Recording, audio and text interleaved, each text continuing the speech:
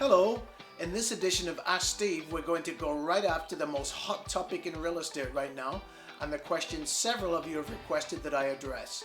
And that is, what effect short-term and long-term do I think that these interest rate hikes are going to have on our real estate market?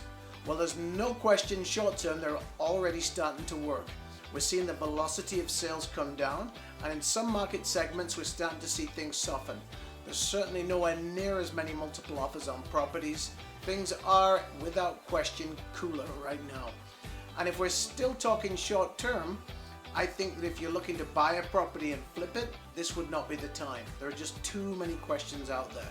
So it's working. How long we'll be in a recession is the big question, and what's going to happen at the other side of it? Well, the good news is that recessions in Canada usually last not as long a time as they do in the States historically, and I'm hoping that that's the case this time too. And in order to push us out of recession, at some point the government has to lower interest rates again to incent people to start spending money and making things like housing more affordable so that we can stimulate the economy. And so I've been around, I've got lots of grey hair through several of these cycles. I think long term will be just fine. And I'm bolstered in that opinion by a few things.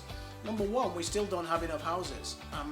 There is homes being built right now, but the forecast for the amount of housing needed over the next 5 to 10 years and what we have is not lining up in any of the major cities in Canada, but especially in Kelowna and surrounding areas. The second one is, normally when we go into these funks, everything is going wrong. But right now we've still got great unemployment. We've still got lots of people immigrating into British Columbia, thousands every year. And these are not just people coming to low-paid jobs. Generally, they are people with highly desirable skills, and they're coming into well-paid jobs. So that's also a great underlying indicator for us. So I think long-term, we should be fine.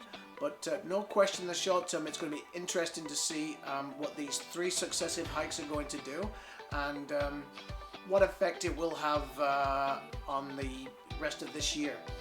I think if anything, it's affected consumer confidence more than it has the actual market dynamics. Supply, as I said, is still low. It's just that so many people are afraid to make a move, which is somewhat ironic, I guess I should say, because this time last year people were saying, oh, I'd love to make a move if only I could find a house. Well, now there are several choices for you to find.